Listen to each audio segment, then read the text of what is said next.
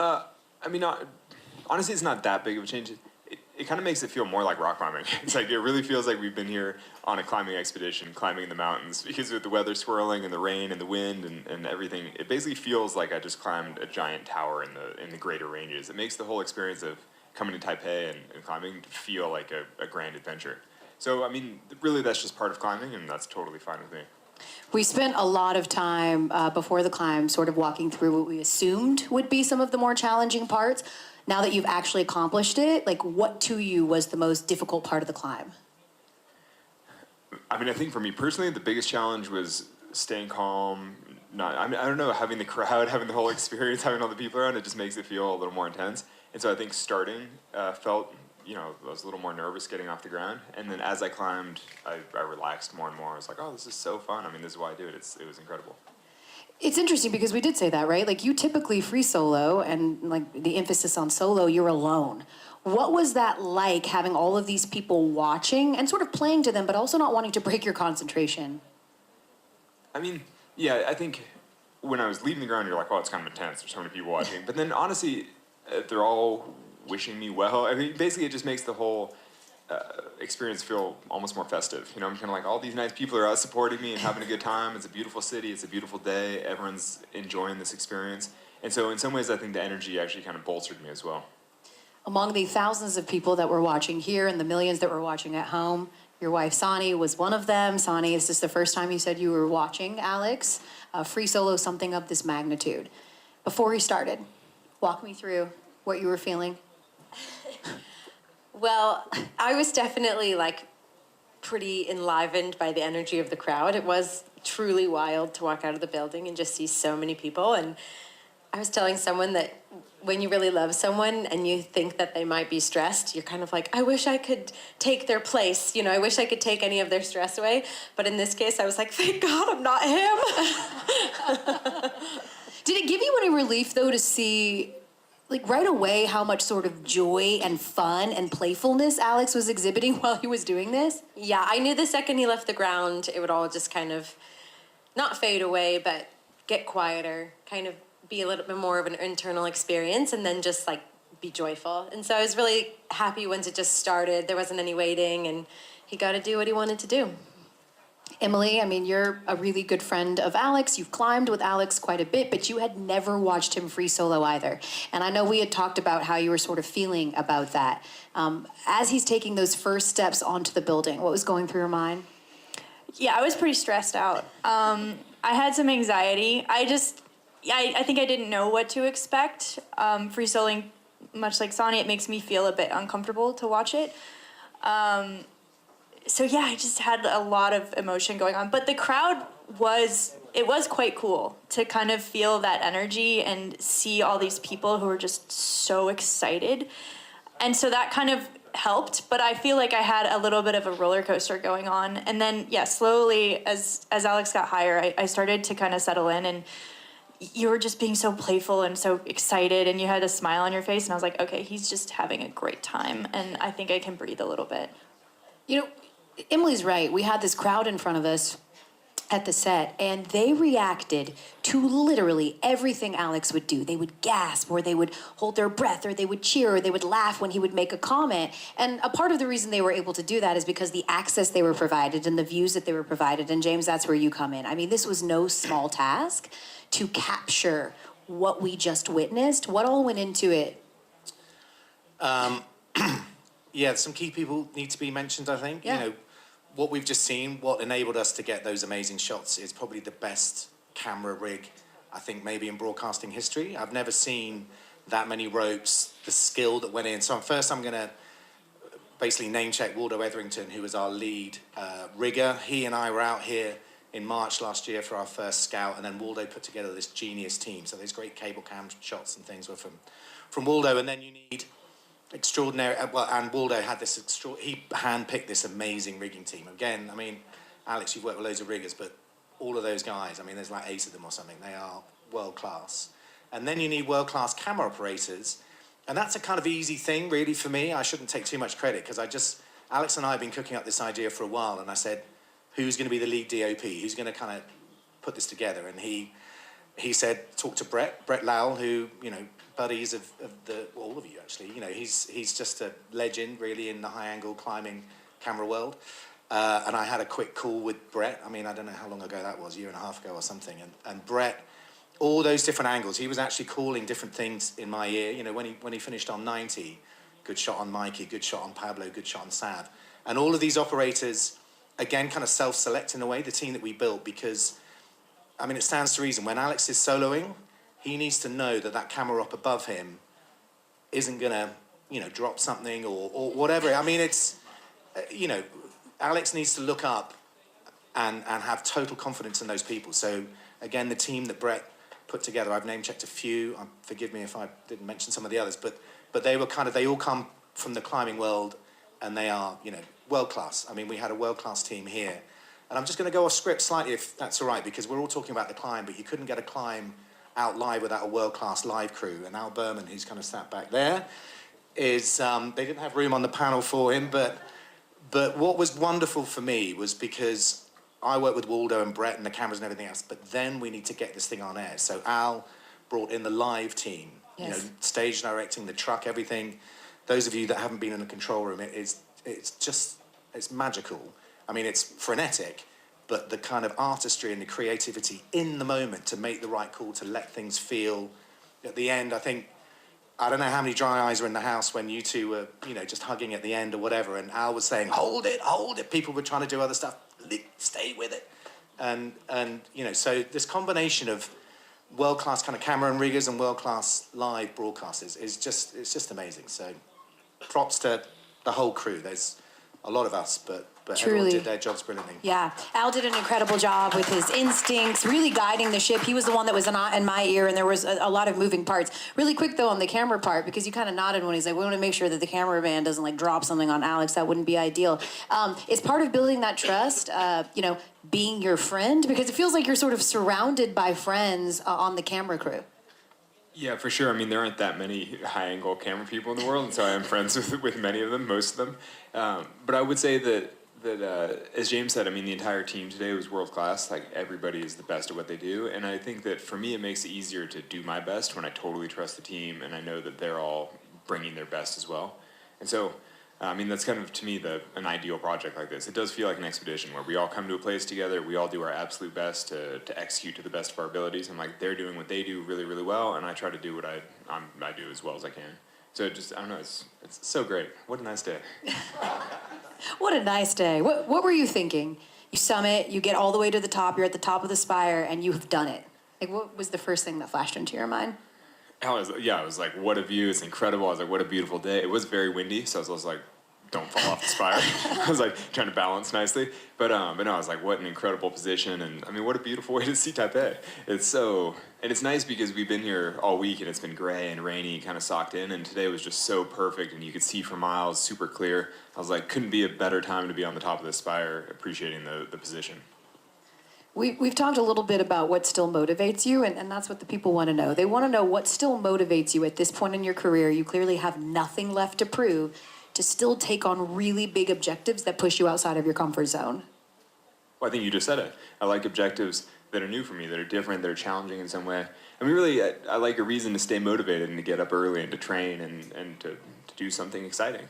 So, you know, for me, I mean, a tower like this is so incredible. Like, literally from anywhere in the city, you look up and you're like, that looks amazing. And, you know, particularly as a climate objective, something I've never done before, something that's challenging for me in the right way, I was like, this is incredible. Can you clear something up for the folks that, you know, are at home going, oh, you know, this was a stunt. Like, they came to him and they were like, hey, will you do this? And can you share with people, A, when climbing Taipei 101 fell into your purview and why you wanted to jump at this opportunity?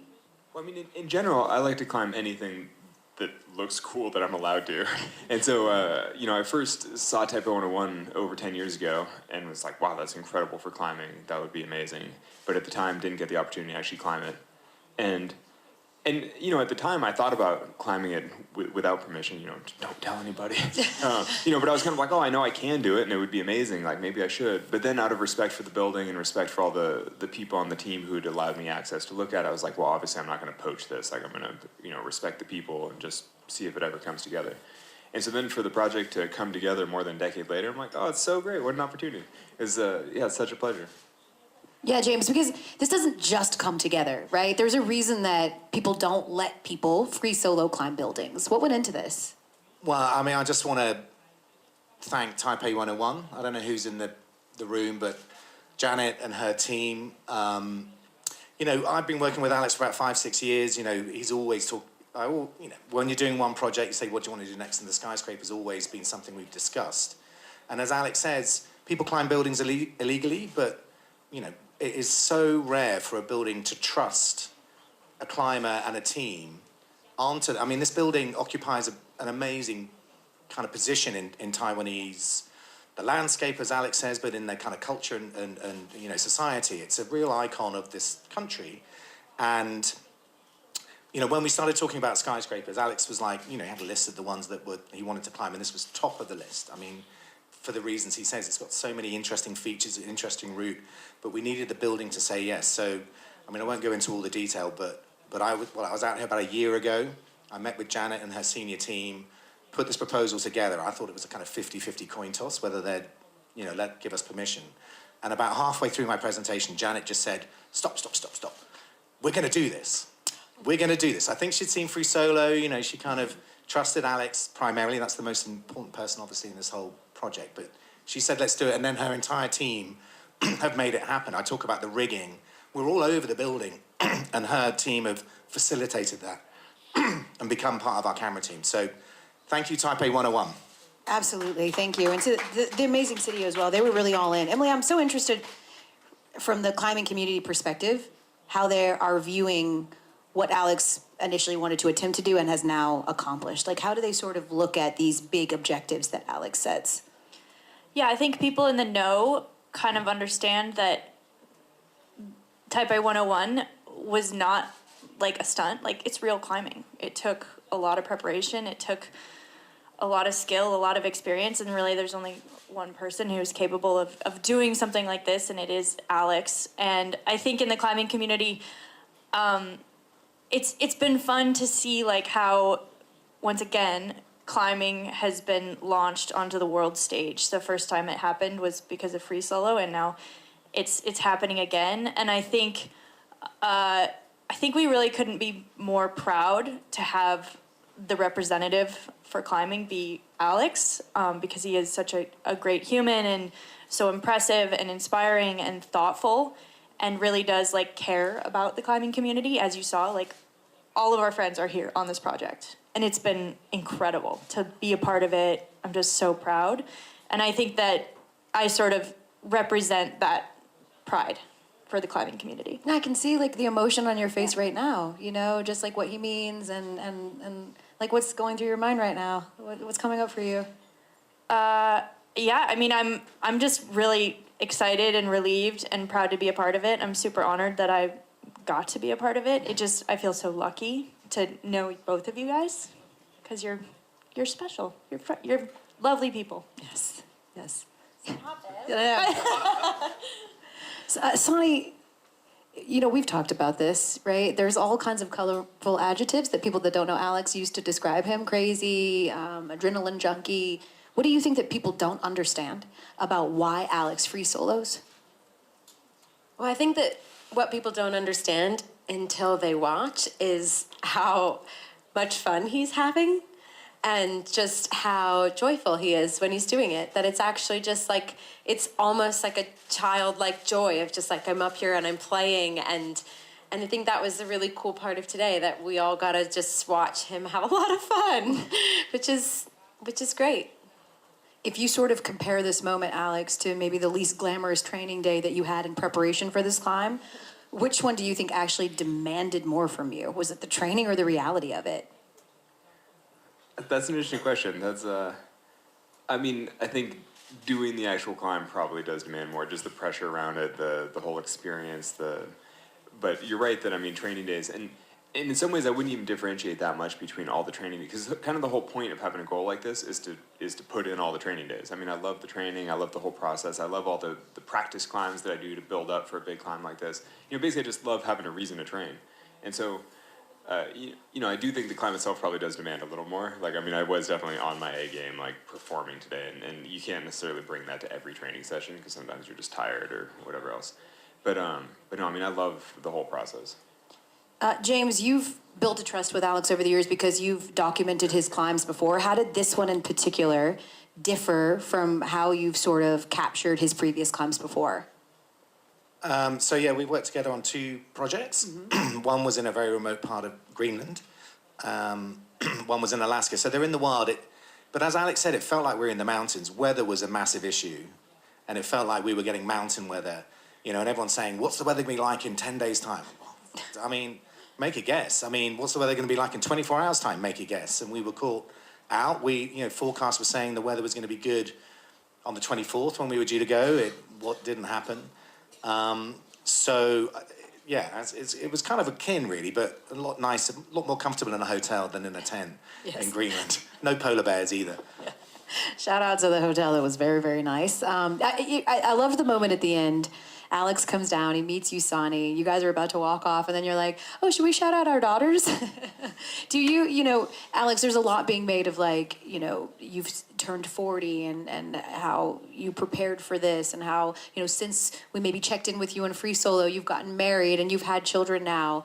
How has having children, how has being a father impacted your decision-making and how you approach climbing objectives? I mean, I spend a lot more time at home, obviously, because I'm with the family.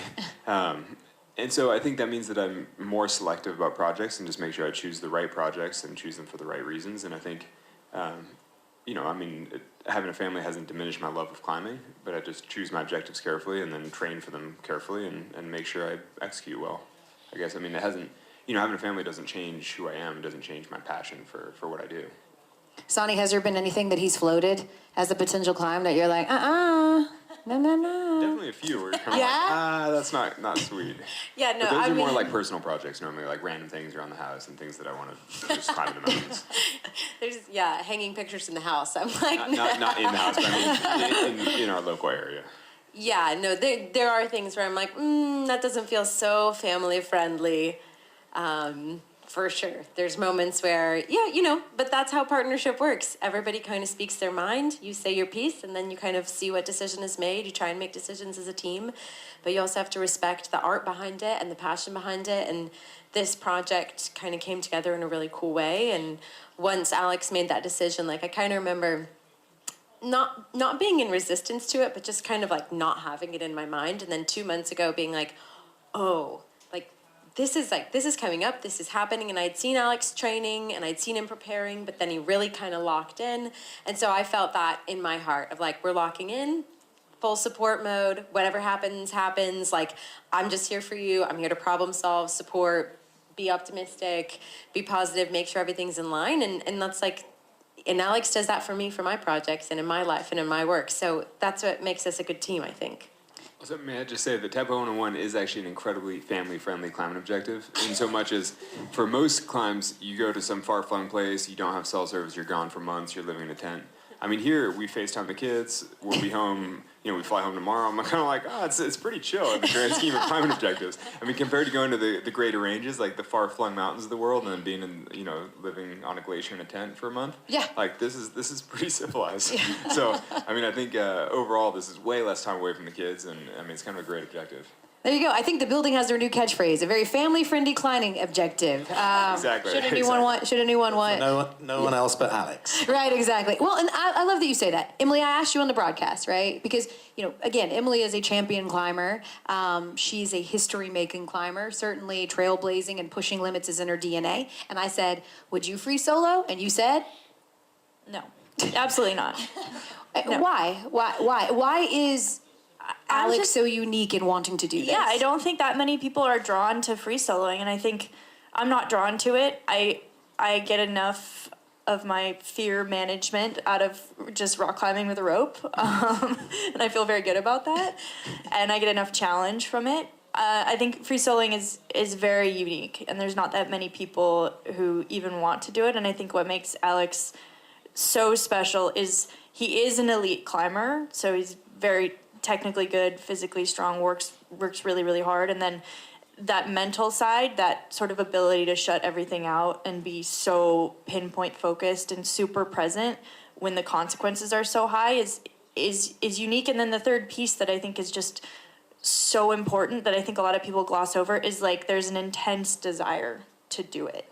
There's an intense desire, like he gets something out of it that's so powerful, that makes you keep wanting to do it and seek out these objectives. And I just think that combination, like there's only